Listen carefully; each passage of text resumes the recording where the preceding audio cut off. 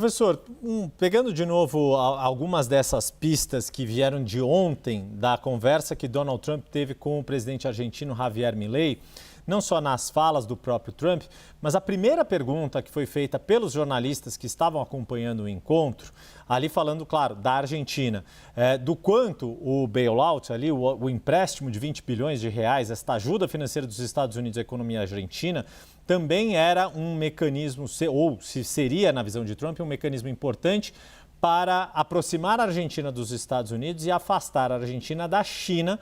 Lembrando que antes de Javier Milei assumir o governo argentino, os chineses tinham uma série de interesses e conseguiram uma série de investimentos e atuação na economia argentina.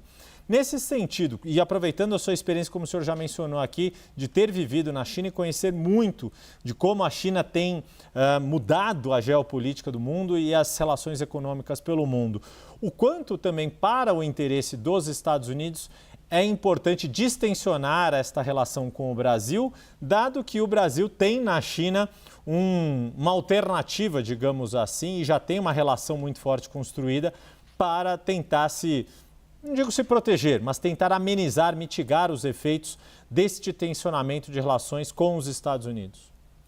Veja, é interessante o aponto dos Estados Unidos, que ele quer que a Argentina se distancie da China. Por outro lado, ele joga o Brasil no colo da China.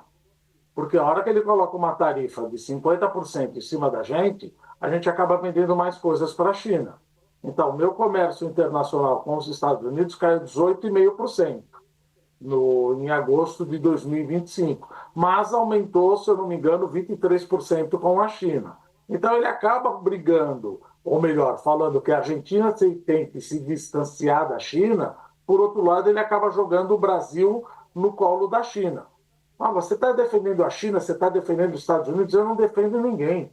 Países não têm amigos, países têm interesses. Se por acaso você coloca uma tarifa em cima da minha cabeça de 50%, eu vou tentar fazer negócios com outros países.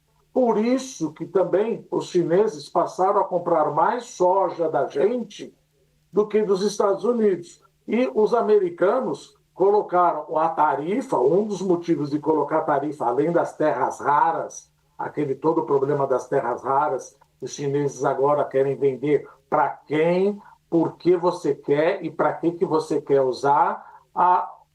Os Estados Unidos colocaram uma tarifa de 100%, também justificando que os chineses estão comprando mais soja da gente.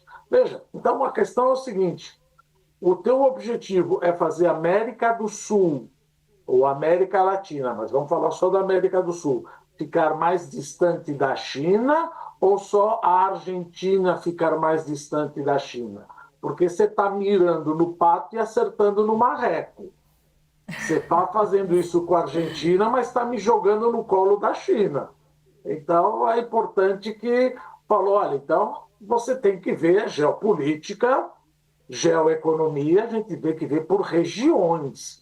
Não adianta só, é muito bem-vindo para a Argentina esses 20 bilhões, porque ela está no meio de um ataque especulativo por causa das eleições. Vamos ver o que acontece nas eleições de 26 de outubro.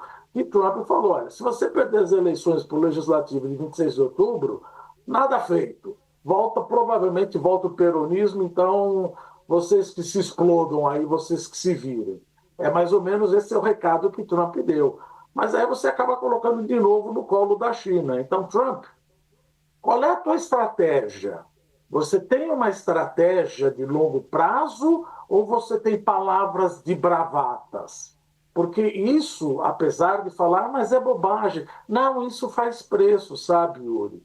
Isso dá volatilidade no câmbio, isso dá volatilidade no preço dos ativos, isso dá volatilidade na bolsa, isso dá volatilidade nas taxas de juros de longo prazo. Então acaba prejudicando. Você não sabe se é uma bravata ou uma estratégia. E a China fala o seguinte, olha, eu não vendo mais terra rara para você. Então você vê que você tem uma bravata de um lado falando uma coisa que, por perdão da palavra, precisa ter pelo menos um maior respeito à liturgia do cargo, não falar tudo que pensa, do que ter uma estratégia que os chineses têm, a estratégia mais bem definida. Claro, isso também é porque a China é uma ditadura. Então, ela não está preocupada com o que pensa a população ou seus eleitores, porque não vai ter eleitor nenhum na China nos próximos, pelo menos, 50 anos, Yuri.